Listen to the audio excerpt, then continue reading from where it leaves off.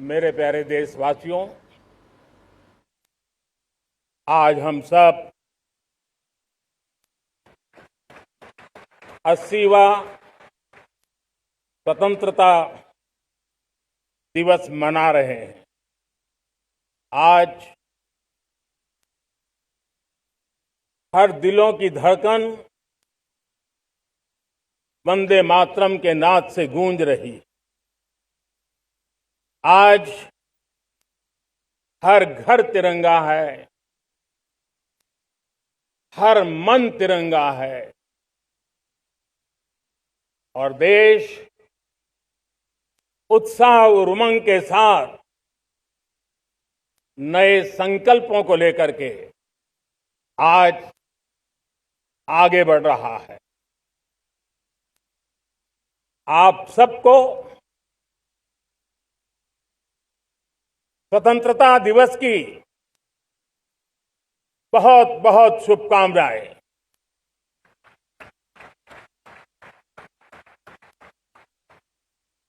देश आज उन महान सपूतों का पुण्य स्मरण करती है जिन्होंने देश की आजादी के लिए त्याग, बलिदान की पराकाष्ठा की। अपने तप, त्याग और बलिदान से आजादी के एकमात्र लक्ष्य को लेकर के अपनी पूरी जिंदगी खपा दी। पूज्य बापू समेत सभी स्वातंत्र्य सेनानियों को बलिदान की महान परंपरा जगाने वाले महान क्रांतिकारियों को आज मैं श्रद्धापूर्वक नमन करता हूं।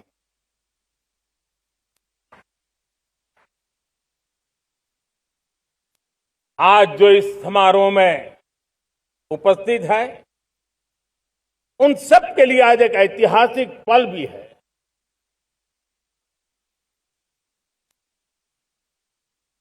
आजादी के बाद 15 अगस्त को लाल किले पर पहली बार वंदे मातरम गूंज रहा है।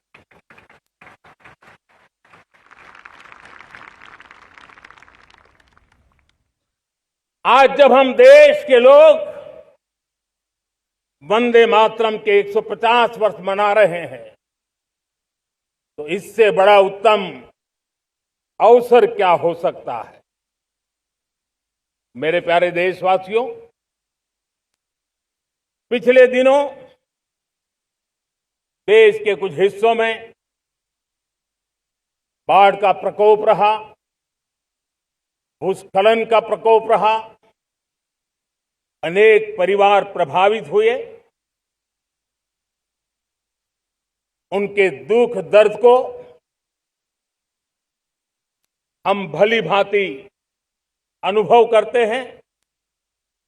पीड़ित परिवारों को मैं विश्वास दिलाता हूं कि हम और पूरा देश उनके साथ खड़े हैं। मेरे प्यारे देशवासियों, कोई भी राष्ट्र तब महान बनता है, तब अपनी सिद्धियों को प्राप्त करता है, जब अपने सपनों, अपने संकल्पों और अपने सामर्थ्य के दम पर आगे बढ़ता है। मेरे देशवासियों, अब छोटे सपनों से चलने वाला नहीं है। हमें बड़े सपने, क्योंकि बड़े सपने हमारी सोच को भी विस्तार देते हैं, हमारी सोच की क्षितिज को विस्तृत करते हैं। हमारे संकल्प दृढ़ होने चाहिए, जब संकल्प दृढ़ होता है तो कठिनाइयों से, आपदाओं के बीच से रास्ते निकालने का सामर्थ्य अपने आप उभर करके आता है।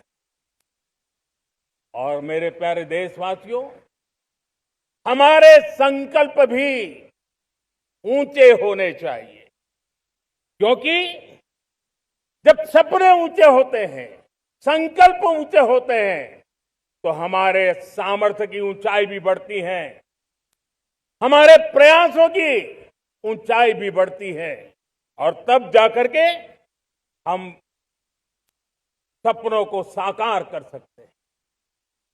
मेरे प्यारे देशवासियों, आज भारत ने भी एक बहुत बड़ा सपना देखा है, दृढ़ संकल्प के साथ देखा है, नई ऊंचाइयों को छूने के लिए देखा है। और वो सपना है, जब आजादी के 100 साल होंगे, 2047 में हम विकसित भारत बना के रहेंगे। 140 करोड़ देशवासियों के पुरुषार्थ से इस लक्ष्य को हमें हासिल करना है। और जब दुनिया की सबसे बड़ी आबादी वाला देश विकसित होने का संकल्प लेता है, तो ये दुनिया की नजरों में भी हमारे साहस का परिचायक बन जाता है। दुनिया हमारी तरफ देखने का नजरिया बदलने के लिए मजबूर हो जाती है।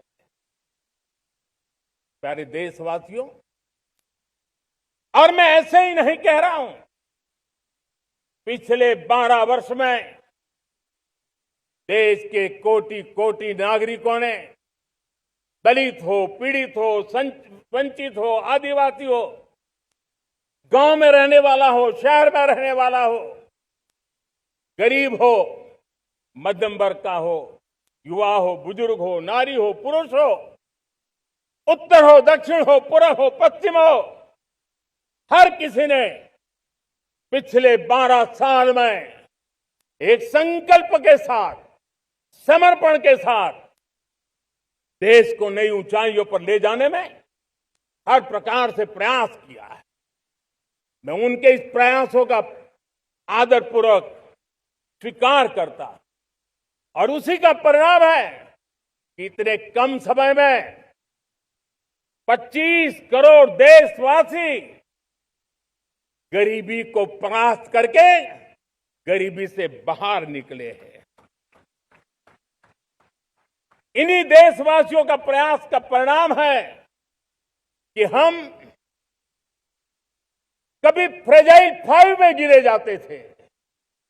12 साल के भीतर भीतर हम एक मेजर इकोनॉमी में फास्टेस्ट ग्रोइंग इकोनॉमी बन गए हैं।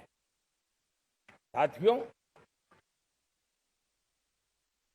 देश आजाद हुआ, बहुत सारे सपने लेकर के आजाद हुआ, लेकिन हम गति नहीं पकड़ पाए, रफ्तार नहीं पकड़ पाए। होती है, चलती है, अरे हो जाएगा, देखा जाएगा, उसी में खोए रहे।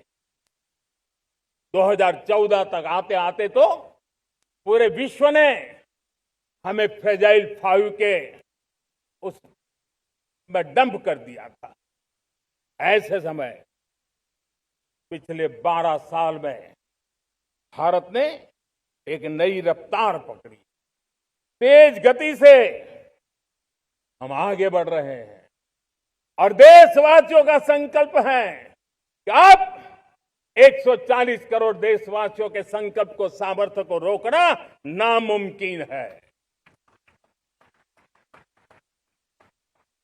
प्यारे देशवासियों, पिछले 12 वर्षों में डिफेंस प्रोडक्शन करीब 4 गुना हुआ, खादी और ग्रामोद्योग का उत्पादन करीब 5 गुना हुआ, इलेक्ट्रॉनिक मैन्युफैक्चरिंग करीब 7 गुना बढ़ा, आधुनिक रेलवे कोच का निर्माण 21 गुना बढ़ा, मोबाइल फोन उत्पादन 33 गुना बढ़ा। इतना ही नहीं, आधुनिक युग को देकर के भी डिजिटल और इनोवेशन की दुनिया में भी हमने अपना परचम लहराया। इंटरनेट कंज्यूमर करीब करीब 4 गुना बढ़े। पेटेंट ग्रांट होने की संख्या 4 गुना बढ़ी। डिजिटल ट्रांजैक्शन 100 गुना बढ़े। सामान्य मानवीय की सुविधाओं की तरफ भी हमने उतना ही गंभीरता से काम किया। हर साल औसतन 15 गुना ज्यादा तेजी से हमने नल से जल कनेक्शन दिए। हर साल औसतन 6 गुनी ज्यादा रफ्तार से लोगों को गैस कनेक्शन दिए। हर साल 4 गुनी रफ्तार से गरीबों के लिए टॉयलेट बनाने का काम किया। हर साल 3 गुना ज्यादा तेजी से गरीबों को घर देने का काम किया। देश ने गवर्नेंस में भी बहुत बदलाव लाया।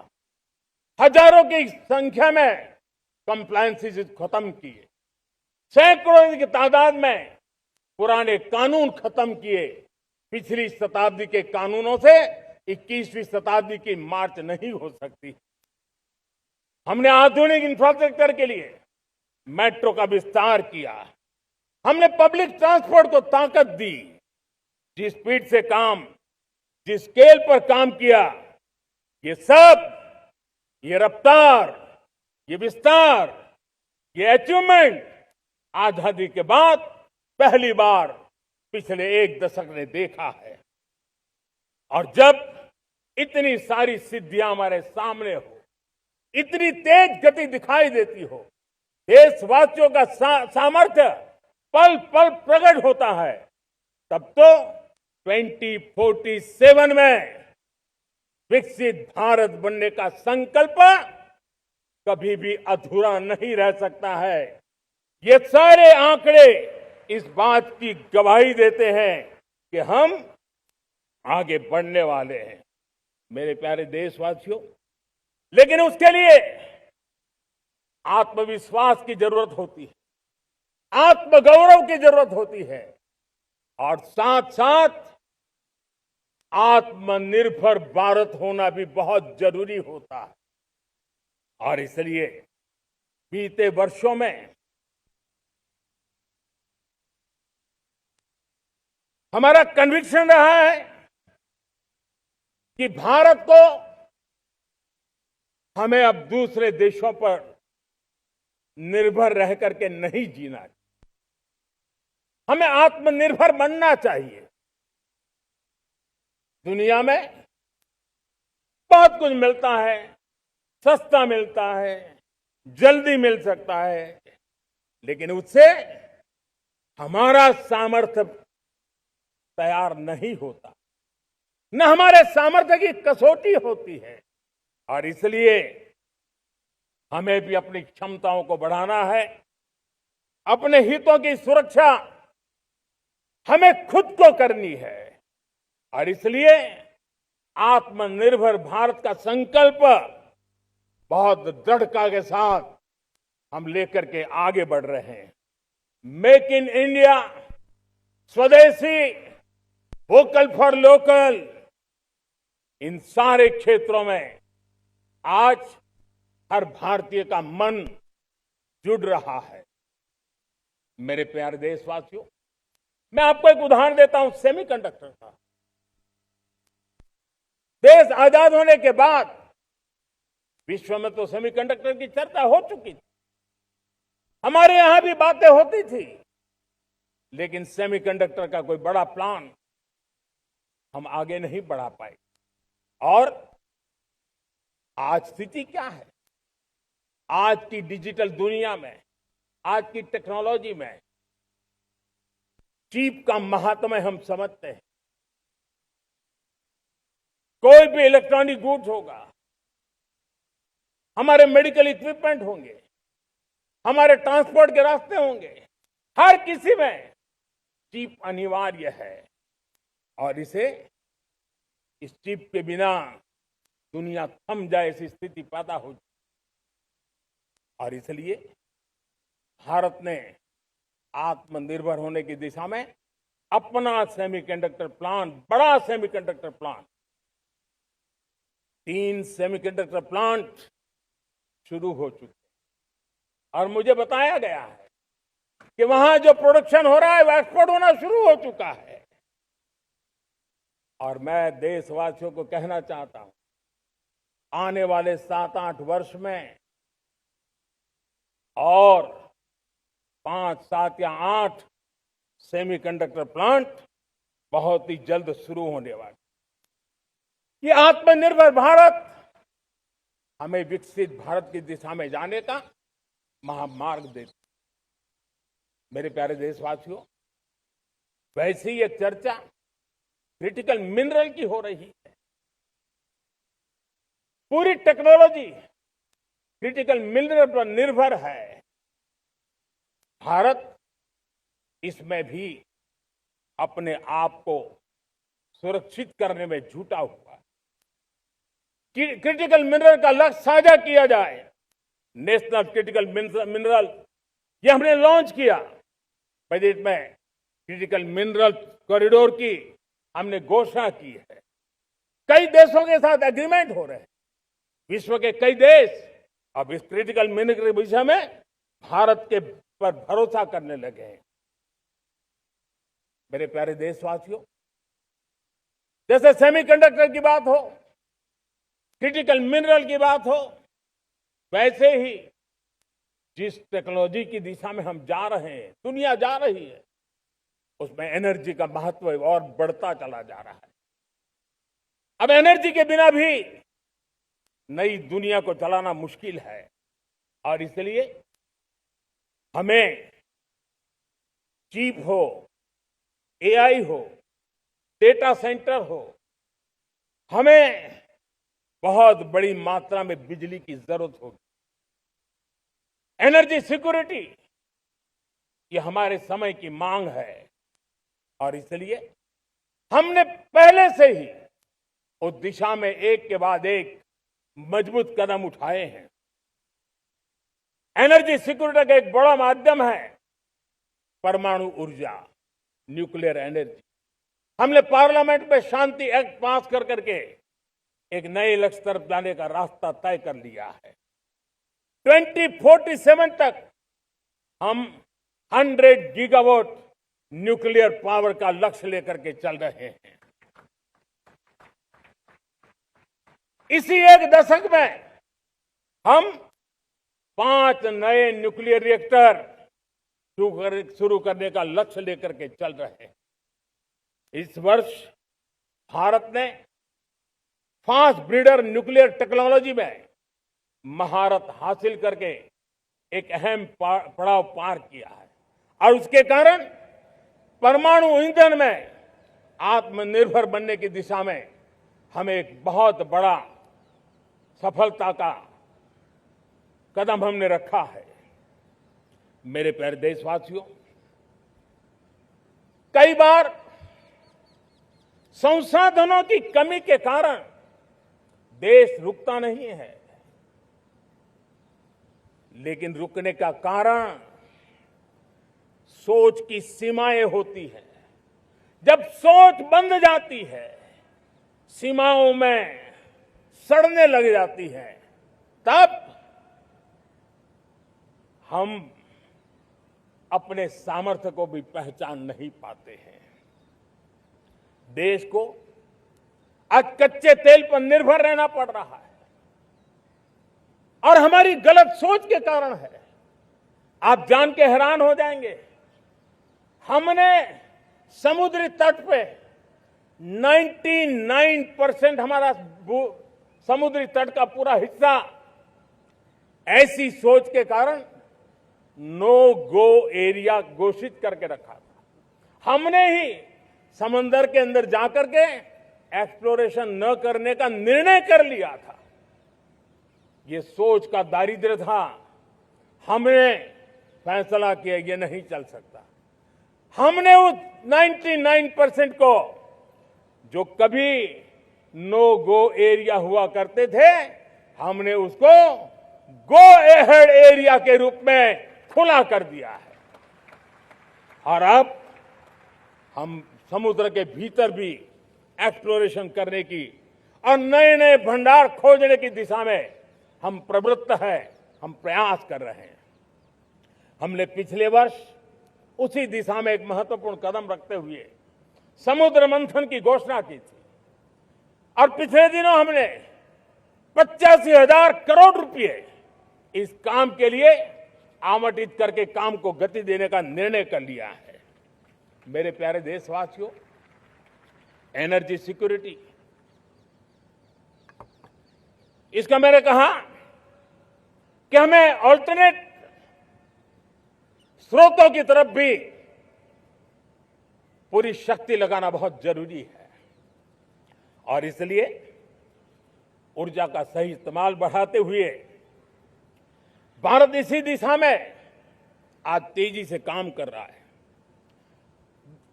2014 से पहले, मतलब आज से 12 साल पहले, हमारे देश में सिर्फ 70 शहरों में पाइप से गैस की व्यवस्था थी, पाइप से गैस डिस्ट्रीब्यूशन होता था।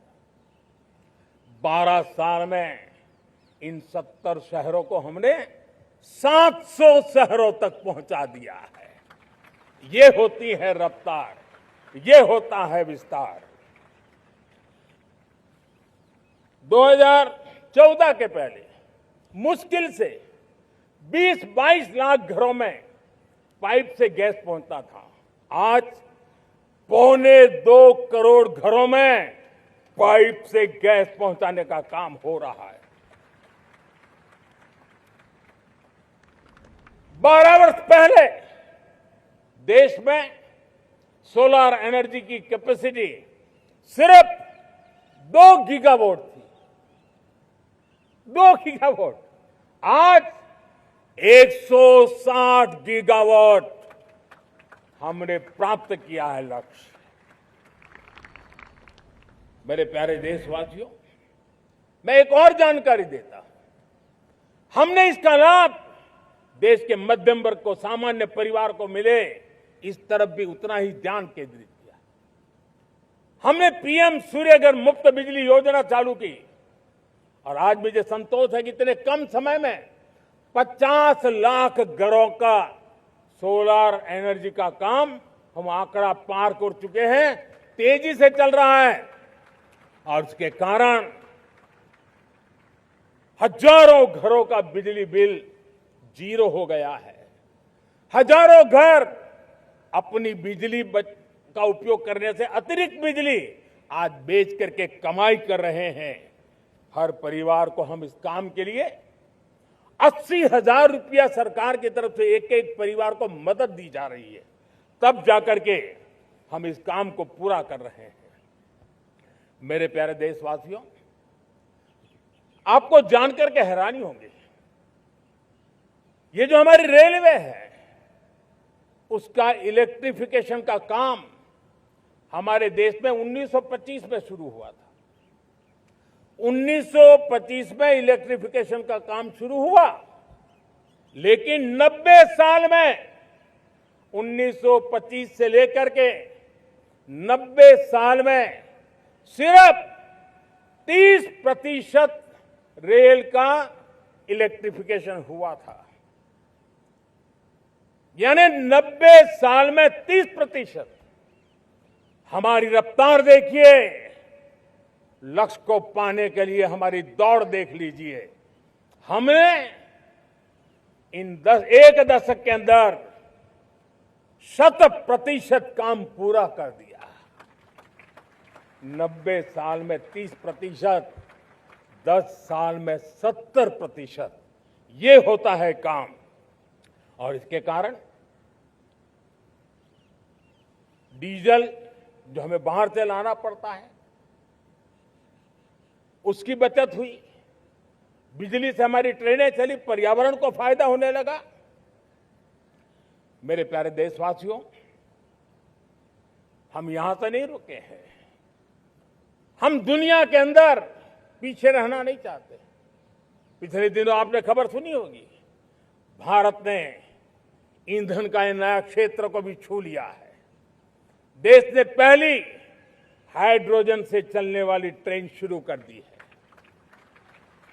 और मुझे खुशी है, ये सबसे लंबी ट्रेन है और सबसे ताकतवर ट्रेन है और दुनिया में हाइड्रोजन ट्रेन के क्षेत्र में भी भारत ने अपना झंडा गाड़ दिया है।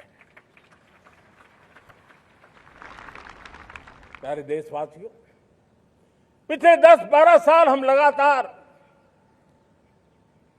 2047 के लक्ष्य को पाने के लिए दौड़ रहे हैं, एक के बाद एक सोपान सिद्ध कर रहे हैं।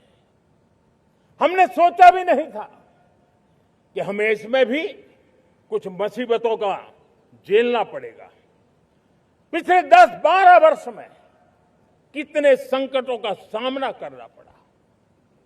कोरोना जैसी वैश्विक महामारी ने पूरी दुनिया को चिंता में डाल दिया था, सारी व्यवस्थाएं चरमरा गई थी। कोरोना से बाहर निकले, युद्ध की विभीषा की खबरें आने लगी, कहीं यूक्रेन तो कहीं पश्चिम एशिया, हर जगह पे तनाव का माहौल। और पता नहीं भविष्यवेत्ताओं ने तो न जाने क्या क्या घोषणाएं कर दी थी। देश को डराना, देश को भयभीत रखना, देश को चिंतित रखना, इसी में कुछ लोगों को आनंद आता है। वैक्सीन नहीं मिलेगी, कोविड में लोग बचेंगे नहीं, कुछ भी नहीं होने वाला। वेस्ट एशिया का क्राइसिस आया, पेट्रोल पंप पे पेट्रोल नहीं मिलेगा, गैस नहीं मिलेगा, डीजल नहीं मिलेगा, फर्टिलाइजर नहीं मिलेगा। सारी दुनिया भर की अफवाहें फैला करके भारत के लोगों को भयभीत करने का, डराने का, चिंता के अंदर डुबो देने का कुछ लोगों को आनंद आ रहा था। लेकिन देश ने देख लिया कि पिछले 10-12 साल की सुविचारित योजनाएं रंग ला रही है और हम इतने बड़े संकट के बावजूद भी नागरिक देवो भव के मंत्र को लेकर के जीते हुए भारत ने जो तैयारियां की थी, एक के बाद एक कदम उठाया था। सोचा नहीं था कि संकट आएगा, लेकिन उस संकट के समय में ये सारी चीजें काम आ गई और आज देश में गैस भी है, पेट्रोल भी है, यूरिया भी है। हम अपनी ताकत के ऊपर खड़े हो रहे, चल रहे। मेरे प्यारे देशवासियों, दुनिया के इन संकटों का प्रभाव हर किसी पर हुआ, हम भी अछूते नहीं। यूरिया के दाम दुनिया में 3,000 रुपया पहुंच गए एक बोरी का। आज भी हम मेरे देश के किसानों को वो बोझ सहने के लिए मजबूर नहीं कर रहे। सरकार अपने कंधों पर वो बोझ उठा रहा है और दुनिया से जो 3,000 रुपया में यूरिया का बोरा हमें मिलता है, वो हमारे किसानों को हम सिर्फ 300 रुपये में दे पाते हैं। इतना ही नहीं, डीएपी आज दुनिया में बाजार 5,000 पहुंच चुका है, लेकिन मेरे देश के किसानों को दिक्कत ना हो इसलिए 1,350 रुपये में आज भी डीएपी देने का काम हम कर रहे हैं।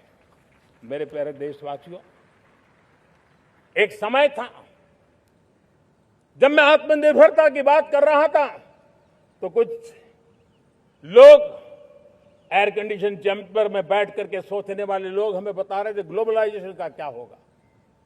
लेकिन दुनिया देख रही है कि पिछले एक दशक में ऐसा लग रहा है कि दुनिया ने ग्लोबलाइजेशन बोलना ही बंद कर दिया है।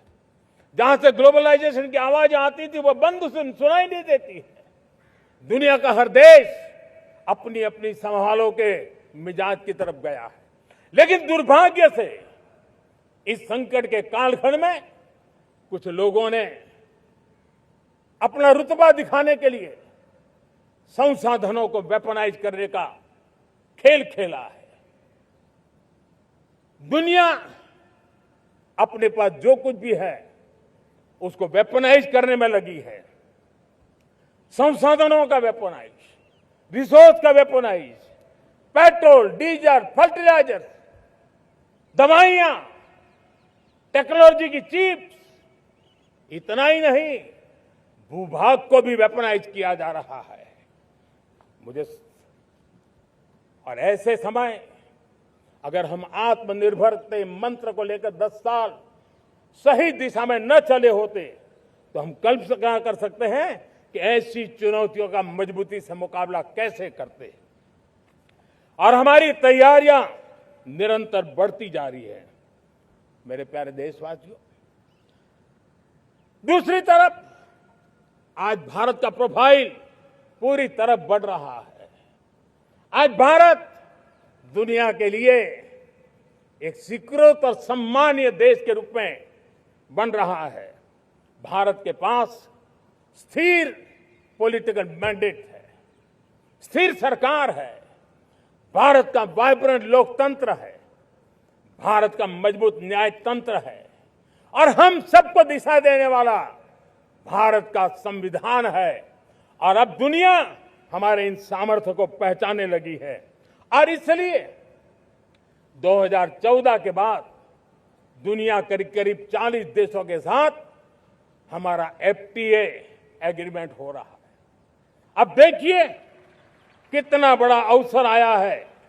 लेकिन ये जो ट्रेड एग्रीमेंट्स हुए हैं ये एक बहुत बड़ा अवसर है और इसलिए खास करके मैं मेरे MSMEs को कहना चाहूंगा कि हमें इस मौके को छोड़ना नहीं है। दुनिया में हमें पहुंचना है। भारत के उत्पाद की हर चीज विश्व के बाजार में पहुंचे और चाहे हमारा टेक्सटाइल हो, हमारी मशीनरी हो, हमने दवाइयां हो, हमने मौका छोड़ना नहीं है। लेकिन वैश्विक जो पैरामीटर्स हैं उस पैरामीटर को हमें पार करना होगा। हमें दुनिया से जो मिलता है उसे अच्छा देना पड़ेगा, दुनिया में जो मिलता है उसे सस्ता देना पड़ेगा।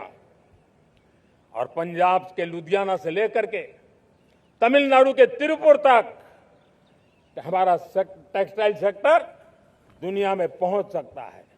इतना ही नहीं, केरलम से लेकर के गुजरात और तमिलनाडु से लेकर के बंगाल, ये हमारा समुद्री तट, हमारे मछुआरे भाई बहन आज इस FTA के कारण हमारे श्रिप यानी झींगा उसके एक्सपोर्ट की बहुत संभावना बनी है। हमारे सी फूड की दुनिया में पहुंच बनने की संभावना पड़ी हुई है। और इसलिए मैं चाहूंगा कि हम इस परिस्थिति का फायदा उठाते हुए, हम आगे चलते हुए हम इन कामों को पार करने के लिए प्रयास करें। मेरे प्यारे देशवासियों, मैंने जो भूमिका आपके सामने रखी है उसके पीछे 2047 का लक्ष्य इन मजबूत नींव पर खड़ा है। 2047 विकसित भारत का लक्ष्य हमने पिछले 10-12 साल में देशवासियों ने जो सामर्थ्य दिखाया है उस सामर्थ्य का हिस्सा है। और इसलिए मेरे प्यारे भाइयों बहनों, सदी का 1/4 हिस्सा बीत चुका है और अगला 1/4 हमारे लिए अत्यंत महत्वपूर्ण है। अब हम रुक नहीं सकते हैं, हमारी गति नहीं रुक सकती है, हमारी दिशा तय हो चुकी है, हमें प्राप्त करके रहना है। और इसके लिए हमें अपना वर्क कल्चर बदलना होगा। हमारे वर्क कल्चर को बदलते हुए हमें हमारी सोच को भी बदलना होगा, हमें हमारे काम की गति को भी बदलना होगा। जो काम पिछले 5-7 दशक में नहीं हुए हैं वो काम हमें आने वाले 5-7 साल में करने हैं। और मेरा भरोसा है मेरे देश की युवा शक्ति पर, मेरे देश के नौजवानों पर, मेरे देश की माताओं को बहनों पर, मेरे देश के किसानों पर, मेरे देश के मजदूरों पर कि हम इस सपने को साकार कर सकते हैं। और इसलिए हमें रिफॉर्म की गति को भी आगे बढ़ाना है। और जब मैं रिफॉर्म की बात कर रहा हूं, रिफॉर्म नहीं हमारे लिए कोई कंपल्सन है, नहीं रिफॉर्म ये हमारे लिए कोई बजबड़ है। हमारे लिए रिफॉर्म ये कन्विक्शन है। आउट ऑफ कन्विक्शन हम रिफॉर्म एक्सप्रेस पर चल पड़े हैं और हम आने वाले दिनों में भी नेक्स्ट लेवल रिफॉर्म की ओर बढ़ने वाले हैं। और इसलिए सरकार, समाज, उद्योग, उत्पादक, किसान, हर किसी ने अपनी ट्रेडिशनल व्यवस्थाओं में रिफॉर्म करना पड़ेगा, सोच में रिफॉर्म करना होगा, अपने लक्ष्यों को रिफॉर्म करना होगा। और इसलिए मेरे प्यारे देशवासियों, हमें एक निश्चित दिशा में को लेकर के चलना होगा। मैं आज उस युग को भी याद करना चाहूंगा जब देश, भारत का सामर्थ्य सप्त सिंधु के रूप में हम जानते थे, हम समझते थे, हम सुनते थे। अब विकसित भारत बनाने के लिए हमें नई धारा चाहिए। आज लाल किले की प्राचीर से मैं देश के सामने शक्ति की सप्त धारा का आवाहन करता हूं। आने वाले 5-7 साल में जो पिछले 5-7 दशक में नहीं हुआ, वो सप्त धारा के सामर्थ्य से, शक्ति से हम देश को नई ऊंचाई, नई गति देंगे और नए लक्ष्यों को पार करने वाला सामर्थ्य देंगे। और इसके साथ साथ देश की युवा शक्ति का सामर्थ्य का भरपूर राष्ट्र निर्माण में उपयोग होगा, उनकी शक्ति जोड़ी जाएगी। आने वाले दिनों में जब मैं सप्तधारा की बात करता हूं, सप्तधारा की पहली शक्ति है मैन्युफैक्चरिंग पावर। मेरे प्यारे देशवासियों, हमें मैन्युफैक्चरिंग सेक्टर को बहुत आगे बढ़ाना होगा और प्रोडक्शन बढ़ाने के साथ साथ हमें छोटे छोटे पुर्जे भी बनाने हैं और बड़े बड़े प्रोडक्ट भी बनाने हैं। पूरा वैल्यू चेन हमारा होना चाहिए और उसे लेकर के चलना। हमें कंपोनेंट भी चाहिए और हमें कंप्लीट मैन्युफैक्चरिंग भी चाहिए, कंप्लीट प्रोडक्ट भी चाहिए। डिजाइन से लेकर मैन्युफैक्चरिंग तक भारत को ग्लोबल सप्लाई चेन का भरोसामंद केंद्र बनना होगा। इसके लिए मैं 3 चीजों पर विशेष जोर देना चाहता हूं। मैन्युफैक्चरिंग के क्षेत्र में जो मेरे भाई बहन हैं, ये समय का ये अवसर है, इस अवसर को जाने मत दें। और इसके लिए हमें कॉस्ट, क्वालिटी और स्केल, इसके विषय में वैश्विक मानदंडों से खरा उतरना पड़ेगा।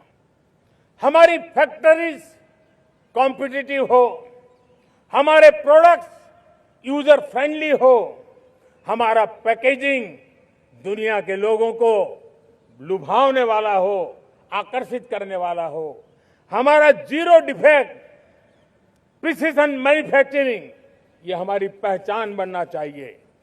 हर मैन्युफैक्चरर, हर एंटरप्रेन्योर, हर एमएसएमई से मैं कहना चाहता हूं, ग्लोबल मार्केट में हमारी पहचान विश्वसनीयता और गुणवत्ता के आधार पर होनी चाहिए। क्वालिटी के संबंध में नो कॉम्प्रोमाइज, और इसलिए हमारा मंत्र क्वालिटी, क्वालिटी, क्वालिटी होना चाहिए। यही हमारा ग्लोबल ब्रांड वैल्यू बनेगा। मेरे प्यारे देशवासियों, इस सप्तधारा की दूसरी शक्ति है कृषि और फूड प्रोडक्शन, फूड प्रोसेसिंग। हमें इस दिशा में आगे बढ़ना होगा। हमारे किसानों ने, अब दुनिया के बाजार खुल चुके हैं, एफपीए के कारण हमें एक बहुत बड़ा मार्केट मिल रहा है। हमें वहां पहुंचना है, हमें उस जगह को हाथ लगाना है। हमें खेत से लेकर एक्सपोर्ट मार्केट की ओर जाना होगा।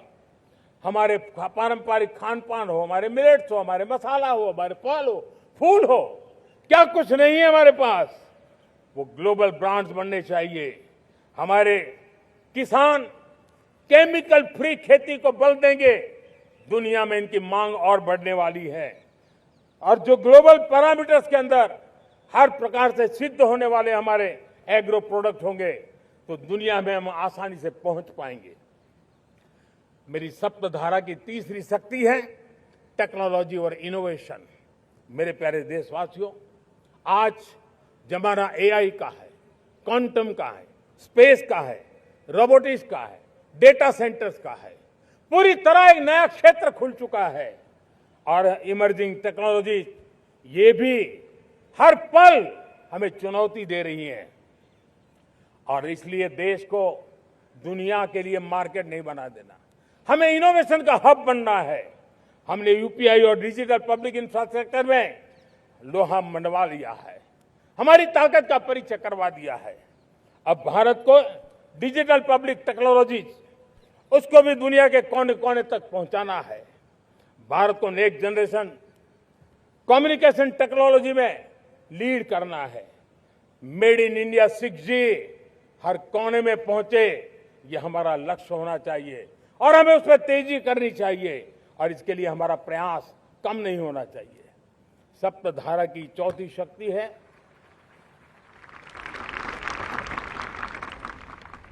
गति शक्ति।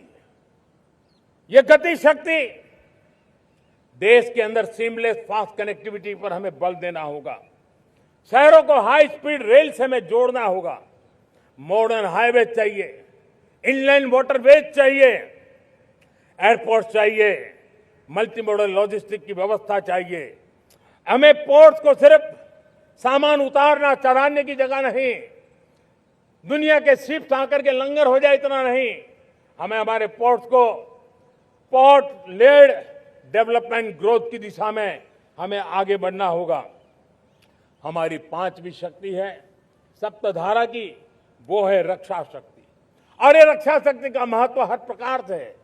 मेरे प्यारे देशवासियों, डिफेंस में आत्मनिर्भर होना अब भारत ने अनुभव कर लिया, दुनिया ने अनुभव कर लिया है, इसके बिना कोई चारा नहीं है। विश्व जब अपनी अपनी ही सोच रहा है, तब भारत विश्व के लिए बाजार बन करके नहीं रह सकता है।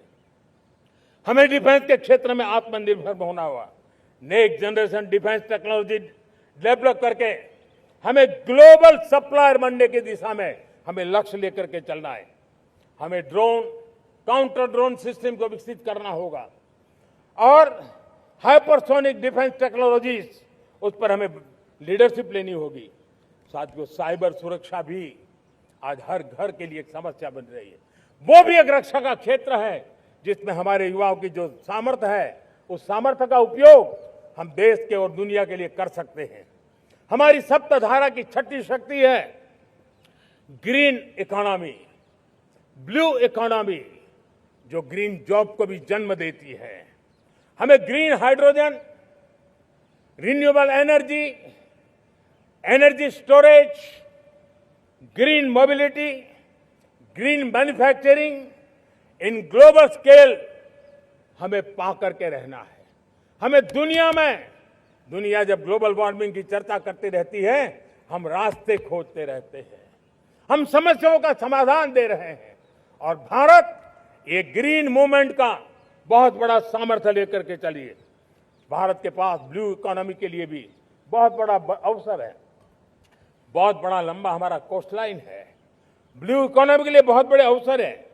फिशरीज है, कोस्टल टूरिज्म है, ओशन टेक्नोलॉजी है। ऐसे कितने ही क्षेत्र हैं जिसमें हम आगे बढ़ सकते हैं। मेरे प्यारे देशवासियों, भारत सप्तधारा की जब बात करके लेकर चला है, तब हमारी सातवीं धारा है और दुनिया के लिए इसका अपना भी एक महत्व है और वो है भारत का सॉफ्ट पावर। भारत के सॉफ्ट पावर की ताकत है। आज योग ने पूरी दुनिया को भारत के साथ जोड़ के रखा हुआ है। योग दुनिया के लिए एक ऊर्जा बनता जा रहा है, भारत के लिए विश्वास का बड़ा कारण बनता जा रहा है। जिस भारत के पास आस्था के केंद्र हो, जिस भारत के पास आयुर्वेद हो, जिस प्रकार से भारत के पास होलिस्टिक हेल्थ केयर की व्यवस्था हो, हील इन इंडिया का मूवमेंट हो, हम दुनिया के अंदर हमारे सामर्थ्य को लेकर के जा सकते हैं। हैंडीक्राफ्ट हो, संस्कृति हो, हमारी फिल्में हो, हमारा क्रिएटिव वर्ल्ड हो, वीएफएक्स हो, हमारा एनिमेशन हो, हमारी गेमिंग हो, डिजिटल कंटेंट हो, क्रिएटिव वर्ल्ड के अंदर भारत अपना रुतबा दिखा सकता है। हमने उसको वैश्विक सामर्थ्य के रूप में विकसित करना होगा। आज भारत ने वेव समिट को एक बहुत बड़ी ताकत दी है। दुनिया धीरे धीरे भारत का ये जो world audio visual and entertainment summit है, उसकी राह देखता रहता है और वो भारत के सॉफ्ट पावर को, भारत के क्रिएटिव दुनिया को परिचित करेगा। मेरे प्यारे देशवासियों, भारत के पास विशाल वन्य संपदा है। हमारे पास 100 से ज्यादा नेशनल पार्क है। क्षमता बहुत है, लेकिन विदेशी टूरिस्टों को आकर्षित करने में हम कम पड़े हैं। हमें मौका है हमारे सॉफ्ट पावर के माध्यम से दुनिया के टूरिस्टों को भारत के लिए आकर्षित करने का। हमारा सामर्थ्य हमें दुनिया को दिखाना है। हम ये काम आरा से करें और हम जल्द से जल्द हम इन लोगों, आज दुनिया में स्पोर्ट्स की जो है वो भी एक बहुत बड़ा भारत के प्रति आकर्षण का केंद्र। दुनिया के स्पोर्ट्स इवेंट भारत में क्यों न हो। कॉन्स्टेंट इकोनॉमी बहुत बढ़ रही है, देश के नौजवानों का आकर्षण है। विश्व का हर कोई कलाकार चाहता है कभी न कभी भारत की धरती पर अपना कॉन्सर्ट करे। ये एक बहुत बड़ा अवसर है, हमें इसको मोबिलाइज करने के लिए व्यवस्थाएं खड़ी करनी होगी। साथियों, सप्तधारा की इन 7 शक्तियां उद्देश्य सिर्फ एक सेक्टर में प्रगति करने का नहीं है। एक होलिस्टिक अप्रोच के साथ हमें राष्ट्र को जो लक्ष्य लेकर के हम चल रहे हैं, जो एम्बिशन लेकर के चल रहे हैं, उस स्केल को हमें पार करने की दिशा में काम करना है। मेरे प्यारे देशवासियों, कुछ चीजें मैंने बताई हैं, लेकिन मैं इससे भी आगे सोचता हूं। मैं जरा देश को झकझोरना चाहता हूं। मैं देश की शक्ति को भी झकझोरना चाहता हूं। देश यानी सिर्फ सरकार नहीं होती है, देश यानी हर नागरिक जुड़ता है। क्या हम सोच नहीं सकते कि फॉर्च्यून 500 की चर्चा तो बहुत सुनते हैं, आने वाले एक दशक में इन फॉर्च्यून 500 में 50 कंपनियां भारत की क्यों न हो, ये लक्ष्य हमारा क्यों न होना चाहिए। आज बैंकिंग सेक्टर फल फूल रहा है।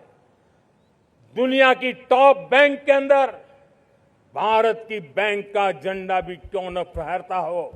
भारत की बैंक भी टॉप बैंक 5 बैंक में भारत की भी एक बैंक होनी चाहिए। भारत की फार्मा की दिशा में हमने बहुत काम किया है, लेकिन समय की मांग है कि दुनिया की 5 बड़ी फार्मा कंपनियों में भारत की भी 1-2 फार्मा कंपनियों का नाम गूंजना चाहिए। भारत उसमें अपना स्थान बनाना चाहिए। लॉ फर्म्स होते हैं, रेटिंग एजेंसी होती है। क्या समय की मांग नहीं है कि ग्लोबल लीडरशिप अब हमारे हाथ में होनी चाहिए। टैलेंट है, सामर्थ्य है, हमारा लंबा इतिहास भी है, भाषाओं पर हमारा प्रभुत्व है। हमें विश्व में पहुंचना चाहिए। हमारी कोई कंसल्टिंग फर्म, अकाउंटिंग फर्म दुनिया के टॉप फर्म्स के अंदर क्यों नहीं होनी चाहिए। भारत की टेक्नोलॉजी कंपनियां दुनिया के अंदर सिरमौर हो, यह हमारा लक्ष्य होना चाहिए। हमारे ऐसे ब्रांड हो जिससे दुनिया आकर्षित होती हो। हमारे ब्रांड हमारे देश की पहचान हो और विश्व के लिए एक डेस्टिनेशन बन जाए। उस दिशा में हमें काम करना है और इसके लिए मैं राज्य सरकारों को कहना चाहता हूं, मैं स्थानिक स्वराज की संस्थाओं को कहना चाहता हूं, भारत सरकार का भी यह दायित्व है कि हमें हमारे रिफॉर्म की गति बढ़ानी होगी। हमें 2047 के लक्ष्य के अनुरूप हमारी व्यवस्थाओं को विकसित करना होगा। हमें बीते हुए काल के नीति नियमों से नहीं चल सकते, हमें आने वाले सपनों के हिसाब से नीति नियमों को गढ़ना होगा।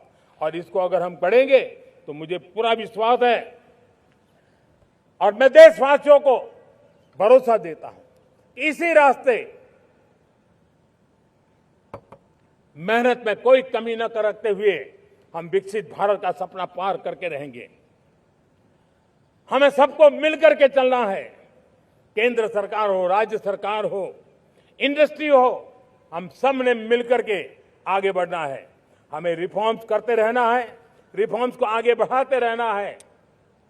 और मैंने पहले भी कहा था, हम रिफॉर्म कंपल्सन से नहीं, कन्विक्शन से कर रहे हैं, लक्ष्य को प्राप्त करने के लिए कर रहे हैं। मेरे प्यारे देशवासियों, जब मैं विकसित भारत की बात कर रहा हूं, देश को तेज गति से आगे बढ़ाने की बात कर रहा हूं, उसका सबसे बड़ा लाभार्थी कौन है? इन सारे प्रयासों का सबसे बड़ा साधक कौन है? अगर साधक है तो मेरे देश का युवा है, मेरे देश की युवा शक्ति है। विकसित भारत की यात्रा में युवाओं की बहुत बड़ी भूमिका है। इतना ही नहीं, विकसित भारत का सबसे बड़ा लाभार्थी भी मेरे देश का युवा है। और इसलिए हमें विकसित भारत के लक्ष्य को युवाओं के साथ जोड़ करके आगे बढ़ाना है। युवाओं हमारी सर्वोच्च प्राथमिकता के साथ हमें आगे बढ़ना है। साथियों, पिछले 10-12 साल में उस दिशा में बहुत कुछ हुआ है। स्टार्टअप इंडिया अभियान, आज पूरे देश में 2.5 लाख से ज्यादा रजिस्टर्ड स्टार्टअप बन गए। देश के नौजवान खुद तो काम कर रहे हैं, अनेकों को रोजगार दे रहे हैं। 1 लाख करोड़ रुपया इनोवेशन फंड भारत सरकार ने घोषित किया है। मैं देश को, नौजवानों को कहना चाहता हूं, आप अपने सपनों को लेकर के आइए, संसाधनों की कमी नहीं रहने देंगे। 1 लाख करोड़ रुपया आपके दिल दिमाग को सामर्थ्य देने का एक व्यवस्था हमने कर दी है। रिसर्च के नए अवसर मिले, डिजिटल इंडिया के नए सस्ते डेटा, ये युवाओं को सशक्त किया।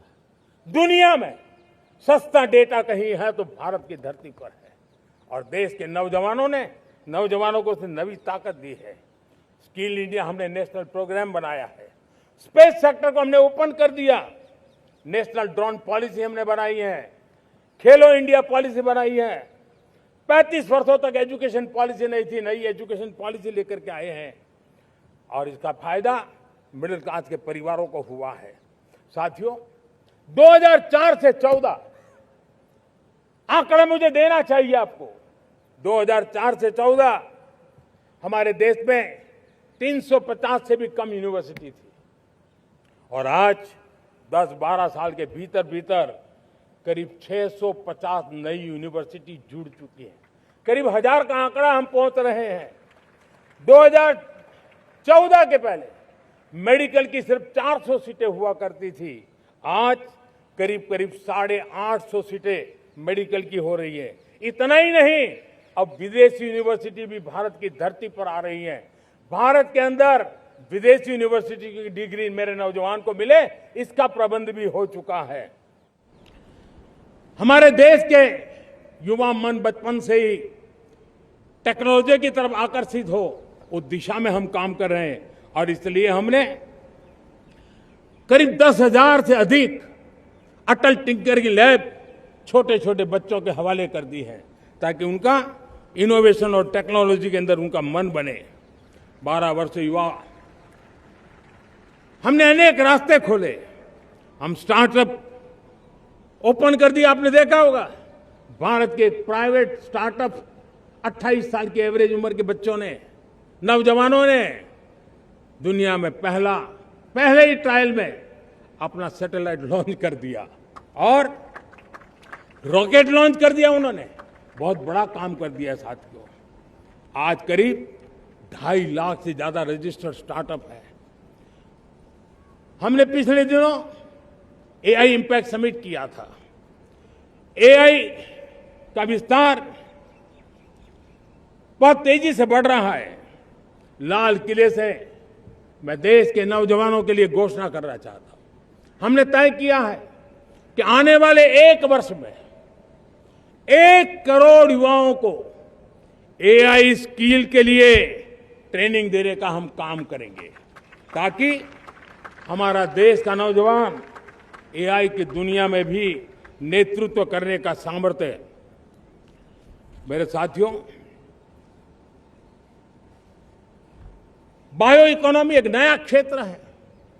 एक समय था 2014 के पहले सिर्फ 60,000 करोड़ रुपए का बायो इकोनॉमी का काम होता था।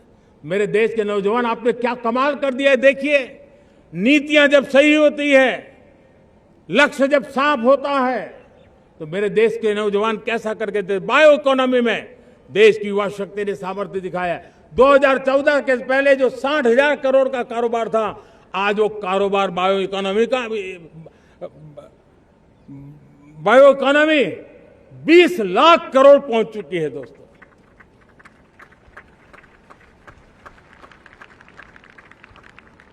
दो 2009-10 का कालखंड था, सिर्फ 25 लाख इलेक्ट्रिक व्हीकल हमारे देश में बिके थे। 1.5 लाख इलेक्ट्रिक व्हीकल बिके थे 2009-10 में। 1.5 लाख इलेक्ट्रिक व्हीकल। इस 25-26 में 25 लाख इलेक्ट्रिक व्हीकल बिके हैं। मेरे प्यारे देशवासियों, एविएशन सेक्टर भी मेरे नौजवानों के लिए बहुत तेजी से आगे बढ़ रहा है। नए एयरपोर्ट, नए रूट, नए नए रोजगार के अवसर बना रहे हैं। मेंटेनेंस, ओवरहॉलिंग, इसके भी कारण देश में बहुत बड़ी मात्रा में स्किल मैन पावर को काम मिल रहा है। मेड इन इंडिया हवाई जहाज बनाने की दिशा में हमने सफलता पाई है। Made in India defence transport aircraft C295 already अपनी उड़ान भर चुका है, सफल उड़ान भर चुका है। ये देश के नौजवानों के लिए, मेरे साथियों, ड्रोन ने भी बहुत बड़ा काम किया है। स्वामित्व योजना, गांव में ड्रोन से स्वामित्व योजना सफल हो रही है। करीब 3.25 करोड़ परिवारों को स्वामित्व योजना का लाभ मिला है और इसके कारण 140 लाख करोड़ रुपए जैसी संपत्ति अनलॉक हुई है, जिसके कारण बैंक से लोन मिल सकता है, लोग अपना कारोबार कर सकते हैं। मेरे प्यारे देशवासियों, हमारे मध्यम वर्गीय परिवारों के सामने एक बहुत बड़ा बोझ बन चुका है कोचिंग क्लासेस की स्पर्धा। हर माँ बाप को लग रहा है कि कोचिंग क्लास में बच्चे को नहीं भेजा तो हम प्रतिष्ठित परिवार नहीं है। इन गरीब और मिडिल क्लास परिवारों की हम चिंता करते हुए हजारों करोड़ रुपए का उनका खर्च है वो भी बचे, बेटे भी अपने आसपास रह सके, उनकी देखभाल हो सके, परिवार पर आर्थिक बोझ न आए। और इसलिए हमने युवाओं के लिए विभिन्न परीक्षाओं की फ्री ऑनलाइन कोचिंग हमने करने का निर्णय किया है। डिजिटल पब्लिक इंफ्रास्ट्रक्चर है, हमारे पास उत्तम टैलेंट है, टीचर्स हैं, उन संसाधनों को जोड़ करके हम देश के नौजवानों को फ्री कोचिंग देने का एक पूरा नेटवर्क हम खड़ा करने वाले हैं। मेरे प्यारे देशवासियों, मैं हमेशा कहता आया हूं, जो खेले वो खिले। जब मैं खेले वो खिले की बात कर रहा हूं, तब मेरे प्यारे देशवासियों, आज भारत खेल की दुनिया में अपनी जगह बना रहा है। अब खेल के पोडियम में भारत का राष्ट्रगीत सुनाई देता है, भारत का राष्ट्रगान सुनाई देता है, भारत का तिरंगा झंडा लहराता दिखाई नजर आ रहा है। टॉप्स योजना ने बहुत बड़ी सफलता पाई है।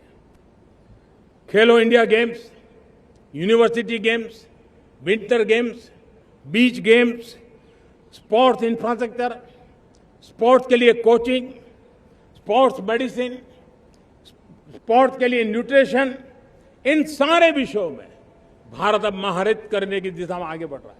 नौजवानों के लिए पूरा नया क्षेत्र, खिलाड़ी न बन सके तो उसकी सपोर्ट सिस्टम में भी बहुत बड़ा क्षेत्र खुल रहा है।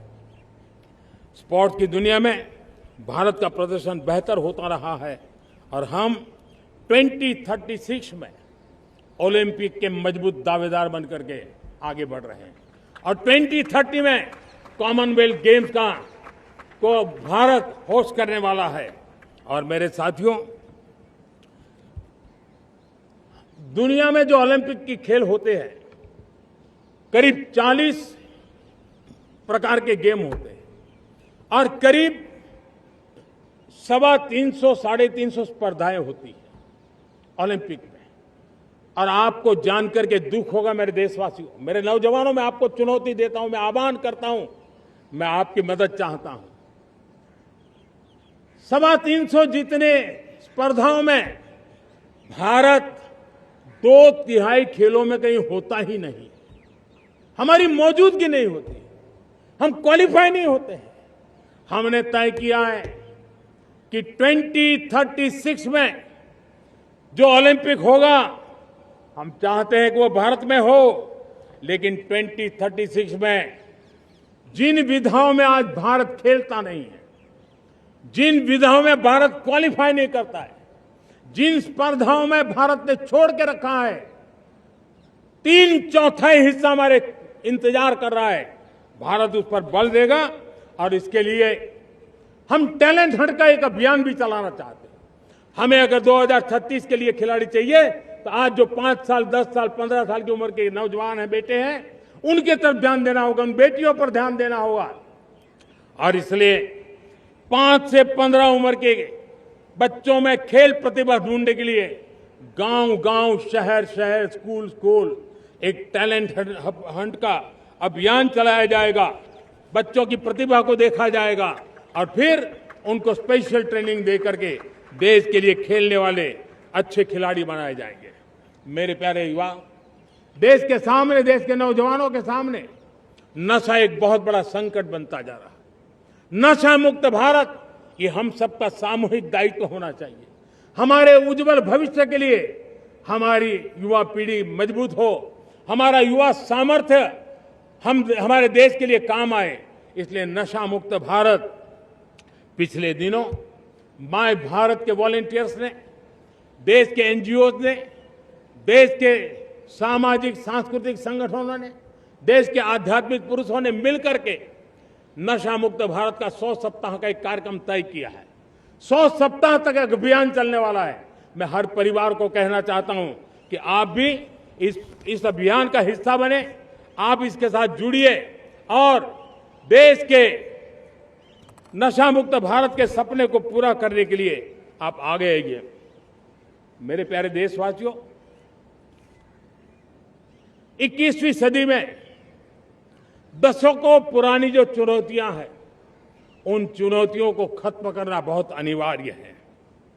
नक्सलवाद, माओवाद लाखों युवाओं के भविष्य को तबाह कर दिया, अनेक माताओं के दुधमल नौजवानों को छीन लिया, बर्बाद कर दिया, हर मां बाप के सपनों को चूर चूर कर दिया।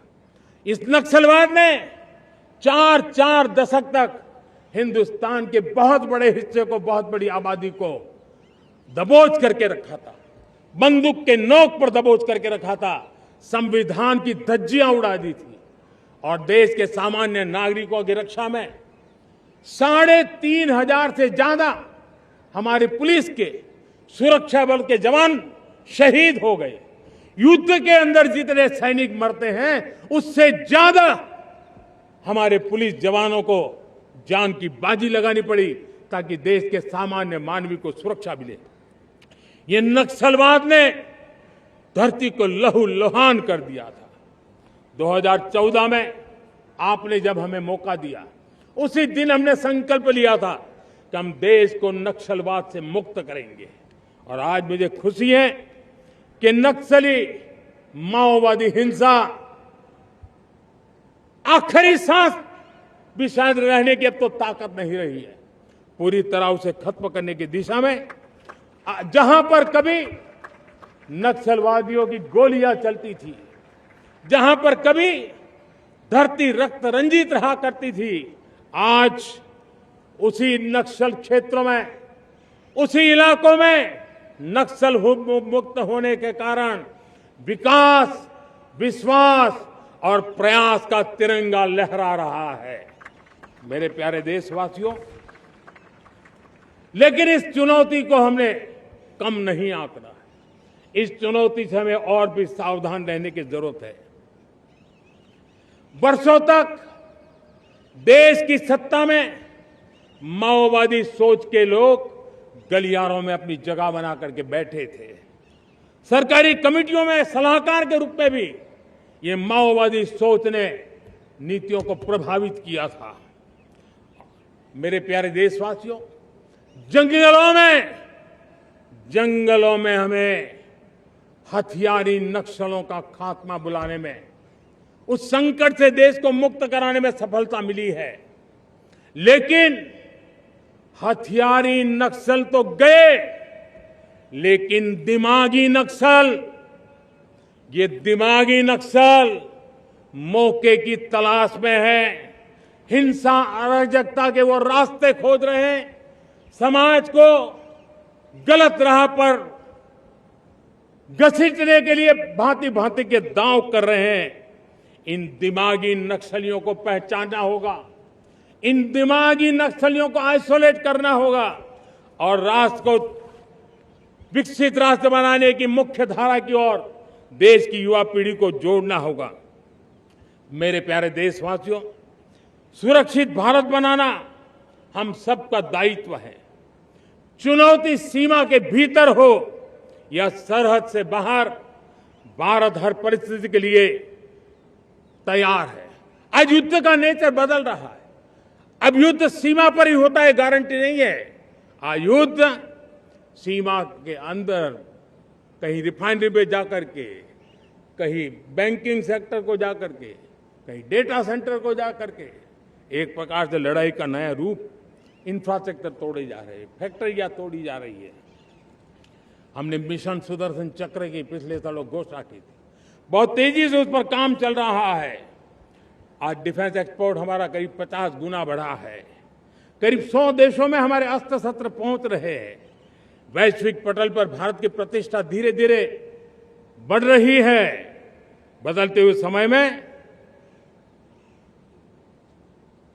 अस्त्र शस्त्र की तरफ काम करना है, सैन्य बलों का सामर्थ्य बढ़ाना है, लेकिन साथ साथ नागरिकों को भी तैयार करना होगा।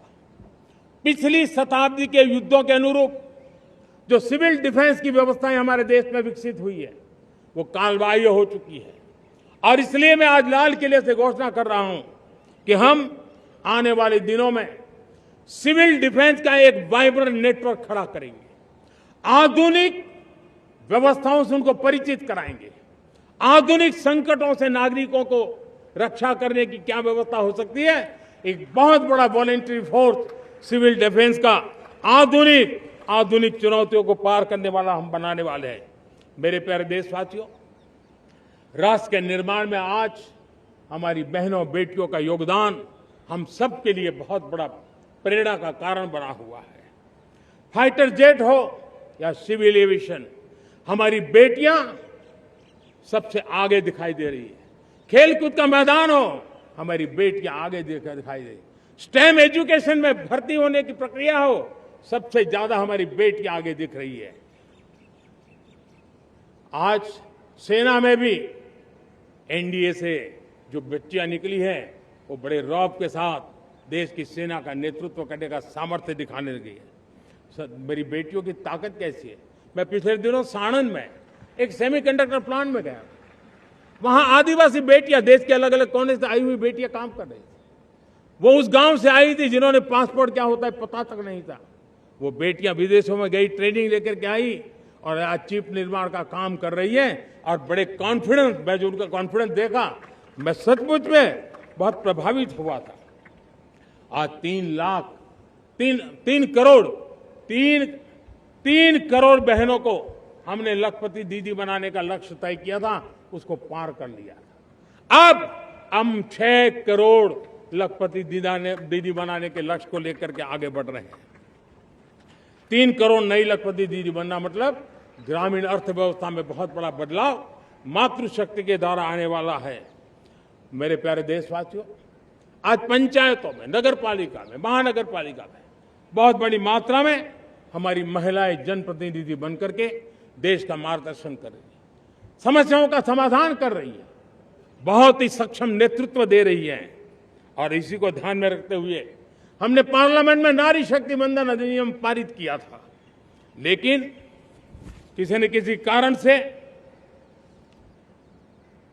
राजनीति के अखाड़े में पिछले 40 साल से ये सपना हमेशा राजनीतिक अखाड़े का शिकार हो गया है।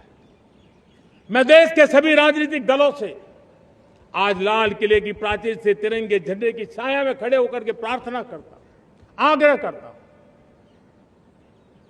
आइए उन महिलाओं के सामर्थ्य के पुजारी बनिए, उन महिलाओं के सम्मान में आगे आइए और जल्द से जल्द हमारी माताओं बहनों को 33% विधानसभा और लोकसभा में उनको प्रतिनिधित्व मिले, वे भारत की नीति घड़तर के अंदर अपना योगदान दे। समय की मांग है और मैं सभी राजनीतिक दलों से फिर से आग्रह करता हूं, आइए महिला आरक्षण लागू करके महिला सम्मान में आप भी जुड़िए, आप भी यश लीजिए, आप भी क्रेडिट लीजिए, लेकिन मेरी माताओं बहनों को हक दीजिए। मेरे प्यारे देशवासियों, विकसित भारत का संकल्प तभी पूरा होगा जब विकास अंतिम व्यक्ति तक पहुंचेगा। 2014 से पहले सिर्फ 25 करोड़ लोगों के पास सोशल सिक्योरिटी का कवर था, सिर्फ 25 करोड़ के पास। साथियों, पिछले 5-7 दशक में सिर्फ 25 करोड़, हमने एक दशक के भीतर भीतर 100 करोड़ देशवासियों को सोशल सिक्योरिटी का कवच दिया है। आयुष्मान भारत योजना से 70 साल की उम्र के बुजुर्गों से भी आज 5 लाख रुपए तक मुफ्त दवाई की व्यवस्था हो रही है। करोड़ों करोड़ों परिवारों को इसके कारण बहुत बड़ी सुविधा मिली है। और इस आयुष्मान कार्ड के कारण 2 लाख करोड़ रुपया जो दवाई और ऑपरेशन के पीछे खर्च होना था, वो मेरे परिवारों के बच्चे हैं। वो गरीब परिवार है, वो मध्यम वर्ग के परिवार है, उनको इतनी बड़ी। मेरे प्यारे देशवासियों, आज मुझे एक काम के लिए आपकी मदद चाहिए। मैं आप सबसे एक मदद मांग रहा हूं। सभी नौजवानों से मैं चाहता हूं कि आप इसका नेतृत्व करिए। आपका 1 या 2 घंटे देश को बहुत बड़ी शक्ति देने वाले हैं। आपको लगेगा ये 1-2 घंटे में मैं देश की क्या शक्ति, मैं बताता हूं, आप बहुत बड़ी शक्ति बनने वाले हैं। और इसलिए हर घर में वातावरण बने। इन दिनों देश में जनगणना का काम हो रहा है, सेंसस का काम हो रहा है, गिनती चल रही है। और गिनती सिर्फ आंकड़ों से बात बनती नहीं है, उसकी बारीकियों से नीतियां बनती हैं, योजनाएं बनती हैं, देश आगे बढ़ने की अपनी रूपरेखा तैयार करता है। और इसलिए सटीक जानकारियां होना बहुत जरूरी है। कभी कभी जो सरकार की तरफ से प्रतिनिधि आते हैं वो इतनी जल्दी में होते हैं, कभी स्पेलिंग एक लिख देते हैं, कभी अलग लिख देते हैं, और इसके कारण अल्टीमेट परिणाम हमें सही मिलने में दिक्कतें आती हैं। अब जब टेक्नोलॉजी अवेलेबल है और इस बार निर्णय किया है, आप स्वयं भी जनगणना में अपनी जानकारियां अपने मोबाइल फोन से भर करके दे सकते हैं। बाद में कोई बाबू आएंगे, कोई प्रतिनिधि आएंगे, आपसे चर्चा करेंगे, लेकिन आप परिवार के सब बैठ करके अगर डिजिटली अपना रजिस्ट्री करवा दे, सारी बारीकियां, स्पेलिंग में भी गलती ना हो, कोई भी जानकारियों में गलती ना हो, आप जितनी परफेक्ट जानकारी देंगे देश को आगे बढ़ने में बहुत बड़ी मदद मिलेगी। और इसलिए मैं देश के नौजवानों को कहता हूं कि आप अपने परिवार के लोगों को बिठा करके पूरे फॉर्म को समझिए। पहले कागज पे फॉर्म को भर दीजिए, कोई गलती है तो करेक्ट कर लीजिए, और फिर टेक्नोलॉजिकली उसको डिजिटली इसको अपलोड कर दीजिए। आप देखिए इतना बड़ा काम देश कर लेगा और देश का समय और शक्ति सही काम के लिए उपयोग आएगा। और इसलिए मेरे देश के नौजवानों को जनगणना के इस काम में सक्रियता से जुड़ने के लिए मैं आग्रह करता हूं। मेरे प्यारे देशवासियों, मैंने लाल किले से पंच प्राण की बात कही थी। इस पंच प्राण ने देश को अपने आत्मगौरव की ओर लेकर के आगे बढ़ने का, लक्ष्यों को पार करने के सामर्थ्य के साथ आगे बढ़ने का एक बहुत बड़ा संबल दिया है। हमें गुलामी की मानसिकता हर पल मिटाते ही रहना है। जिस भारत का सपना नेताजी सुभाष चंद्र बोस ने देखा था, बाबा साहब आंबेडकर ने देखा था, पंडित नेहरू ने देखा था, सरदार पटेल, भगत सिंह, सुखदेव राजगुरु ने देखा था, डॉक्टर श्यामा प्रसाद मुखर्जी ने देखा था, भगवान बिरसा मुंडा ने देखा था, ज्योतिबा फुले ने देखा था, उन सब से प्रेरणा लेकर के हम आगे बढ़े। इस संकल्प को हम दोहराए, स्वयं से ऊपर राष्ट्र का हित हो, स्वयं से ऊपर राष्ट्र का हित हो और कर्तव्य ही हमारी पहचान हो। मैं सभी देशवासियों से कहूंगा, समय हमारा है। मैं सभी देशवासियों से कहूंगा, समय हमारा है, अवसर हमारा है, संकल्प हमारा है। आइए सपनों को संकल्प बनाए, संकल्प को सामर्थ्य बनाए और सामर्थ्य को सफलता में बदल के रहें। आइए हर कदम को विकास का कदम बनाएं, कदम से कदम मिलाएं, मन से मन मिलाएं, लक्ष्य से जुड़े रहे, एक दीप से जले दीप हजारों, आओ मिलकर विकसित भारत बनाए। इसी एक भावना के साथ इस मंगल पर्व पर आप सबको अनेक अनेक शुभकामनाएं। मेरे साथ बोलिए, भारत माता की, भारत माता की, भारत माता की, वंदे वंदे वंदे। बहुत बहुत धन्यवाद।